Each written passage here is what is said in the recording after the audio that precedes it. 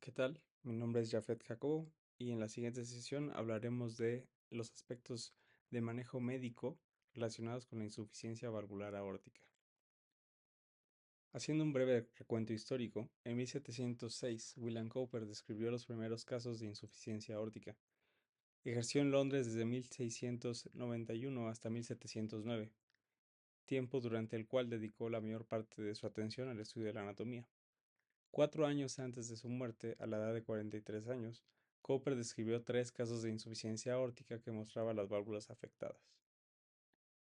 En 1715, Raymond Bussens maneja en su tratado un caso de un paciente de 35 años, el cual presenta vegetaciones en la válvula aórtica, los cuales generan una insuficiencia de la misma, haciendo una descripción de la asociación de esta. En 1815, Joseph Hodgson dio su descripción clásica de la dilatación prenatural del arco de la aorta, en la cual citó 2 ejemplos típicos y añadió que el aneurisma frecuentemente se asocia a la insuficiencia de la válvula. A la edad de 30 años, Dominic John Corrigan escribió un artículo sobre la permeabilidad permanente de la boca a la aorta o la insuficiencia de las válvulas aórticas. Afirmó que los síntomas generales de la enfermedad no indican ni la sede ni la magnitud del peligro. Los signos físicos y estetoscópicos, sin embargo, compensaban la oscuridad de los síntomas. Su análisis de todos los hallazgos fue completo y adecuado. Señaló los 3 signos físicos encontrados en la enfermedad: la pulsación visible de las arterias de la cabeza y el cuello, el soplo y el pulso. Con referente a la etiología de causas de insuficiencia aórtica, podemos dividirlo en 2 grupos: anomalías valvulares y anomalías de la raíz aórtica. Con respecto a las anomalías valvulares, se puede subdividir a su vez en 2 grupos predominantes de pacientes que presentan una anomalía valvular primaria. Un grupo está compuesto por adultos jóvenes con válvulas aórticas bicúspides no calcificadas de 20 a 40 años, con una insuficiencia aórtica causada por un cierre incompleto y o prolapso de la válvula.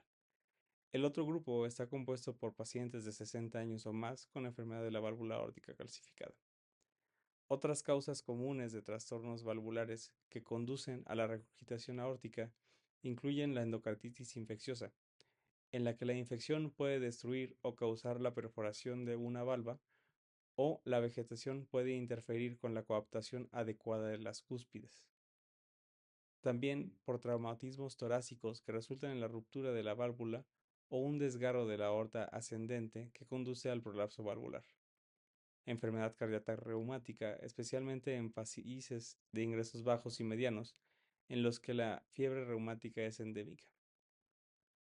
La regurgitación aórtica progresiva también puede ocurrir en pacientes con cardiopatía congénita, incluidos aquellos con una comunicación interventricular grande, así como pacientes con estenosis subaórtica membranosa. Las causas valvulares menos comunes de regurgitación aórtica incluyen varias formas de insuficiencia congénita, como las válvulas unicomisurales o cuadricúspides, o la ruptura de una válvula fenestrada congénitamente. Las afecciones responsables de la enfermedad de la raíz aórtica incluyen la dilatación aórtica relacionada con la edad, es decir, degenerativa, la hipertensión sistémica, la dilatación aórtica relacionada con válvula aórtica bicúspide, la necrosis medial quística de la aorta, aislada o asociada a síndrome clásico de Marfan, la disección aórtica, la osteogénesis imperfecta, la aortitis sifílica, la espondilitis anquilosante, el síndrome de Behcet, artritis psoriásica, también puede ser por artritis asociada a colitis ulcerosa, policondritis recurrente, artritis reactiva, arteritis y otras enfermedades autoinmunes. En la insuficiencia aórtica, todo el volumen sistólico del ventrículo izquierdo se expulsa a una cámara de alta presión, es decir, la aorta. Aunque la baja presión diastólica aórtica facilita el vaciado ventricular durante la sístole temprana, la insuficiencia aórtica grave puede ocurrir como un volumen sistólico efectivo normal hacia adelante y una fracción de eyección normal del ventrículo izquierdo, junto con un volumen, presión y esfuerzo telediastólico del ventrículo izquierdo elevados. De acuerdo con la ley de Laplace, que indica que la tensión de la pared está relacionada con el producto de la presión intraventricular y el radio dividido por el grosor de la pared, la dilatación del ventrículo izquierdo también aumenta la tensión sistólica del ventrículo izquierdo, necesaria para desarrollar cualquier nivel de presión sistólica. Por lo tanto, en la insuficiencia aórtica hay un aumento tanto de la precarga como de la poscarga. La función sistólica del ventrículo izquierdo se mantiene mediante la combinación de dilatación de la cámara y la hipertrofia. En la insuficiencia aórtica compensada, un engrosamiento suficiente de la pared da como resultado una relación normal entre el espesor de la pared del ventrículo izquierdo y el radio de la cavidad. En estas condiciones, el estrés de la pared telediastólica se mantiene o vuelve a niveles normales. Los cambios hemodinámicos que ocurren en la insuficiencia aórtica aguda grave, aunque se incrementa el volumen sistólico total, el volumen sistólico hacia adelante se reduce. La presión telediastólica del ventrículo izquierdo aumenta drásticamente. En el caso de los cambios hemodinámicos que ocurren en la insuficiencia crónica compensada, la hipertrofia excéntrica produce un aumento del volumen telediastólico, lo que permite un aumento del volumen sistólico total. Este se acomoda la sobrecarga del volumen y se normalizan las presiones de llenado del ventrículo izquierdo. El vaciamiento ventricular y el volumen telesistólico permanecen normales. En la insuficiencia crónica descompensada, la alteración del vaciamiento del ventrículo izquierdo produce un aumento del volumen sistólico final y una disminución de la fracción de eyección. Se produce una mayor dilatación cardíaca y una nueva elevación de la presión de llenado del ventrículo izquierdo. El engrosamiento de la pared no logra seguir el ritmo de la carga hemodinámica y el estrés de la pared al final de la sístole aumentada. En este punto, el desajuste de la poscarga da lugar a una disminución de la función sistólica, de modo que la FEBI disminuye. A medida que el ventrículo izquierdo se descompensa, la fibrosis intersticial aumenta, la distensibilidad disminuye y la presión del volumen telediastólico del ventrículo izquierdo aumenta. En etapas avanzadas de la descompensación, las presiones de la aurícula izquierda, la arteria pulmonar, el ventrículo derecho y la aurícula derecha aumentan, y el gasto cardíaco efectivo disminuye, al principio durante el ejercicio y posteriormente incluso en el reposo. Los pacientes con insuficiencia aórtica crónica grave, si no se controlan, pueden desarrollar mayores volúmenes telediastólicos del ventrículo izquierdo, lo que da lugar al llamado cor bovinum. Debido a que la mayor parte del flujo sanguíneo coronario ocurre durante la diástole, cuando la presión aórtica es más baja de lo normal en la insuficiencia aórtica, la presión de perfusión coronaria se reduce.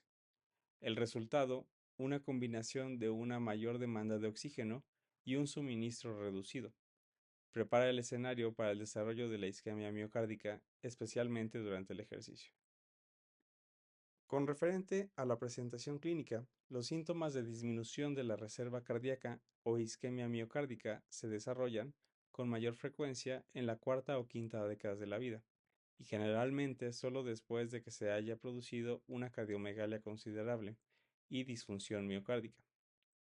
La disnea de esfuerzo, ortopnea y disnea paroxística nocturna, así como la angina de pecho, pueden estar presentes durante muchos años antes de que los síntomas de insuficiencia se desarrollen de forma manifiesta. Con referencia a algunos de los signos presentes en la insuficiencia aórtica, tenemos el signo de Corrigan, en el cual se caracteriza por una distensión y colapso bruscos de las arterias carótidas. El signo de Kinke, el cual es una pulsación roja visible en el lecho unguial de los dedos.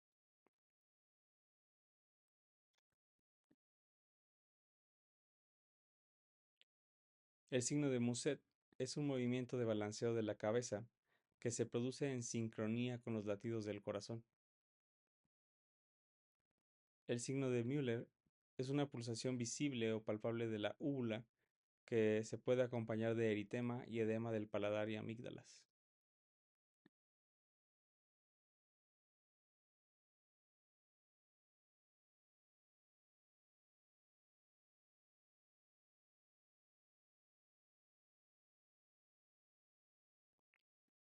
El signo de Landolfi es un signo clínico que se caracteriza por la contracción y dilatación de las pupilas al ritmo de los latidos del corazón. El principal hallazgo físico de la insuficiencia aórtica es un soplo diastólico de alta frecuencia y que comienza inmediatamente después de A2. El soplo se escucha mejor con el diafragma del estetoscopio mientras el paciente está sentado e inclinado hacia adelante, con la respiración contenida en una exhalación profunda. La gravedad de la insuficiencia aórtica se correlaciona mejor con la duración que con la intensidad del soplo. Cuando la insuficiencia aórtica es causada por una enfermedad valvular primaria, el soplo diastólico se encuentra mejor a lo largo del borde esternal izquierdo, en el tercer y cuarto espacio intercostal. Cuando es causada principalmente por la dilatación de la aorta ascendente, el soplo a menudo es más fácil audible a lo largo del borde esternal derecho. Un tercer ruido se correlaciona con un aumento del volumen telediastólico del ventrículo izquierdo. Su desarrollo puede ser un signo de deterioro de la función del mismo, lo cual es útil para identificar a los pacientes con insuficiencia grave que son candidatos para tratamiento quirúrgico. Sin embargo, no basta con señalar la presencia de insuficiencia, se está obligado a describir el mecanismo y las posibles etiologías, particularmente en la insuficiencia clínicamente significativa, ya que afecta la remodelación cardíaca y el tratamiento. La ecocardiografía transtorácica suele ser la modalidad de imagen de primera línea para investigar la insuficiencia valvular, debido a que puede describir la etiología, gravedad e impacto. Sin embargo, si el ecocardiograma transtorácico no es óptimo, el siguiente paso para evaluar la etiología o la gravedad de la regurgitación sería la ecocardiografía transesofágica o la resonancia magnética. A medida que aumenta la gravedad de la insuficiencia, habrá un área más grande de turbulencia en el tracto de salida del ventrículo en las imágenes del flujo color, pero esto es solo una medida semi-cualitativa. Hay hallazgos Doppler indirectos en la insuficiencia severa, incluyendo una alta velocidad de salida del ventrículo izquierdo, una inversión del flujo de la aorta descendente y un corto tiempo medio diastólico de la señal de onda continua de la insuficiencia. Tanto el tamaño del orificio regurgitante como el flujo se pueden estimar cualitativamente. Estos datos cuantitativos proporcionan la base de las definiciones de insuficiencia leve, moderada y grave. En el estadio A se refiere a los pacientes en riesgo de desarrollar una insuficiencia aórtica, como aquellos con válvula aórtica bivalva, esclerosis de la válvula aórtica, enfermedad de la aorta ascendente e historia de fiebre reumática o enfermedad reumática conocida, además de los pacientes con endocarditis infecciosa. En el estadio B son aquellos con insuficiencia aórtica progresiva que presentan calcificación leve a moderada de la válvula aórtica, senos de valsalva dilatados, cambios asociados a enfermedad reumática o antecedente de endocarditis infecciosa. Además, estos pacientes comienzan a presentar alteraciones hemodinámicas, dividiéndolos en insuficiencia leve con aquellos con un jet regurgitante de más de 25% del tracto de salida del ventrículo izquierdo, una vena contracta de menos de 0.3, un volumen regurgitante de menos de 30 mililitros por latido, una fracción regurgitante de menos de 30%, y un orificio regurgitante efectivo de menos de 0.1 centímetros cuadrados. O moderada, aquellos con un Y de 25 a 40, una vena contracta de 0.3 a 0.6, un volumen regurgitante de 30 a 50 mililitros, una fracción regurgitante de 30 a 49% y un orificio regurgitante efectivo de 0.1 a 0.29 centímetros cuadrados, sin que esto genere consecuencias hemodinámicas manifiestas. En el estadio C tenemos a los pacientes con una insuficiencia aórtica severa asintomáticos. Estos pacientes presentan alteraciones hemodinámicas con una amplitud de jet regurgitante mayor o igual de 65% del tracto de salida del ventrículo izquierdo, una vena contracta de más de 0.6, un flujo de reversa holodiastólico en la aorta abdominal proximal, un volumen regurgitante de más de 60 mililitros por latido, una fracción regurgitante de más del 50%, un orificio regurgitante efectivo mayor o igual de 0.3 centímetros cuadrados, además de la asociación de dilatación del ventrículo izquierdo. Debido a sus consecuencias hemodinámicas, esto se puede dividir en C1 y en C2.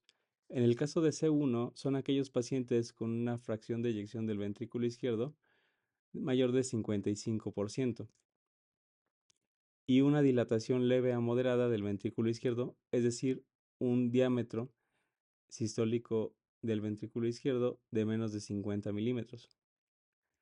O en el caso del C2, con alteraciones de la fracción de eyección con un porcentaje menor del 55% o una dilatación manifiesta del ventrículo izquierdo con más de 50 milímetros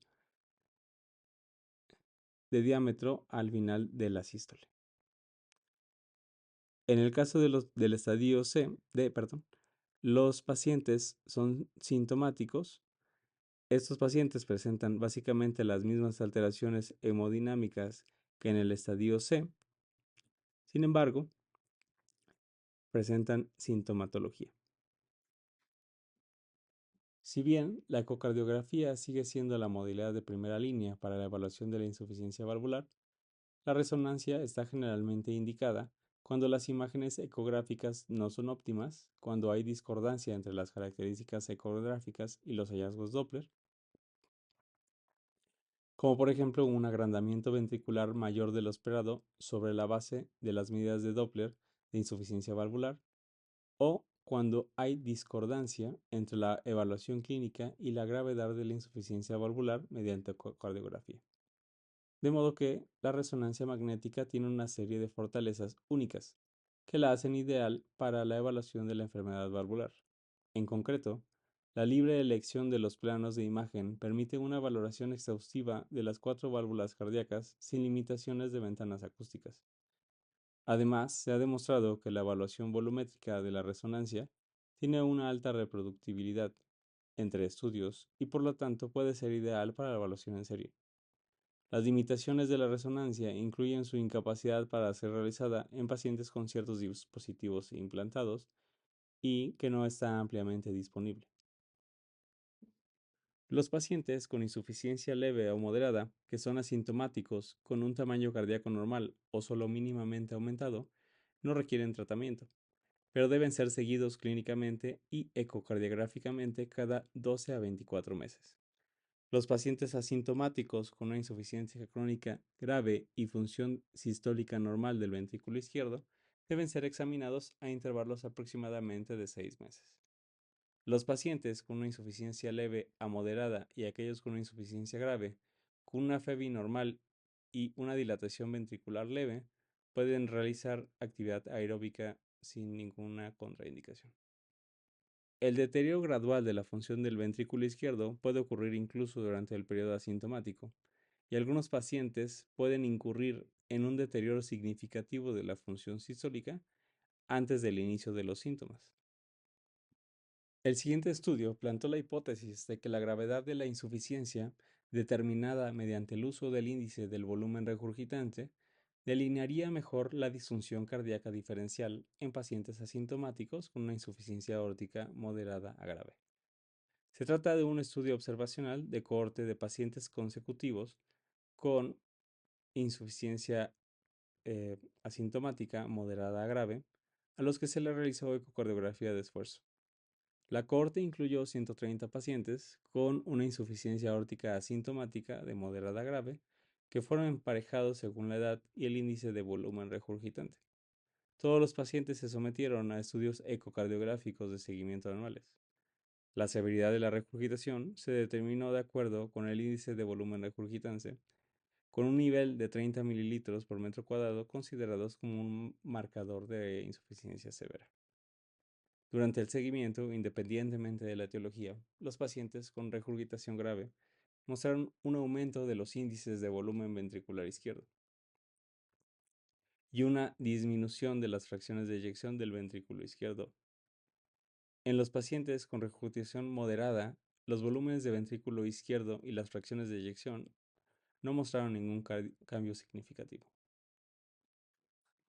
En el siguiente estudio se buscó examinar los determinantes, la tasa y las consecuencias de la progresión de la insuficiencia aórtica.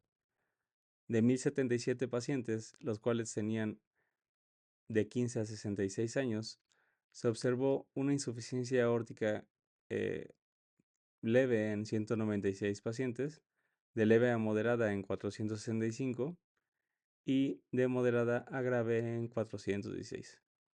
La incidencia de progresión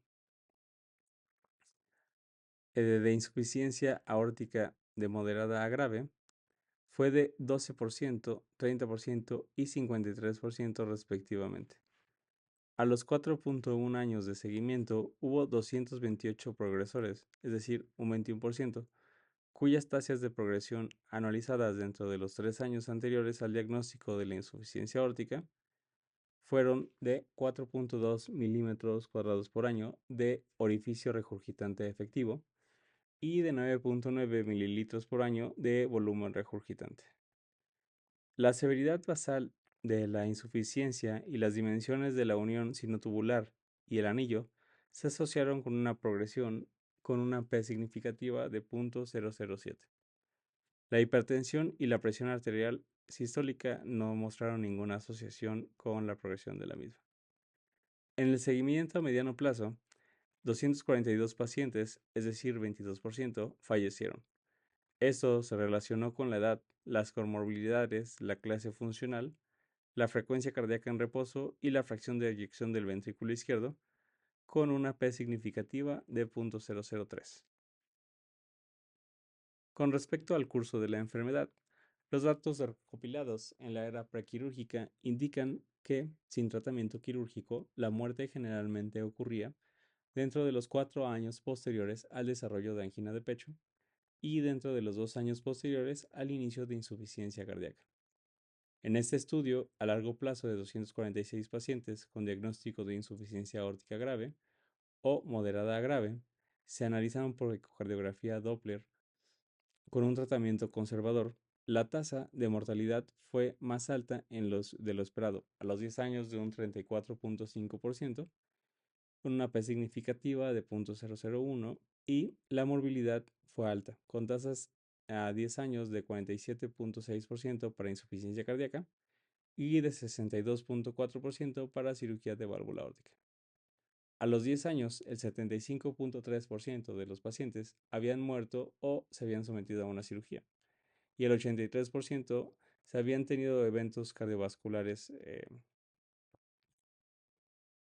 severos. La supervivencia a 4 años sin cirugía en pacientes con síntomas de clase 3 o 4 según la NIJA es solo aproximadamente del 30%. Con respecto al tratamiento médico, especialmente los inhibidores de la enzima convertidora de angiotensina o las dihidropiridinas, pueden proporcionar una mejoría sintomática en individuos con insuficiencia aórtica crónica grave, en los que la cirugía no es factible.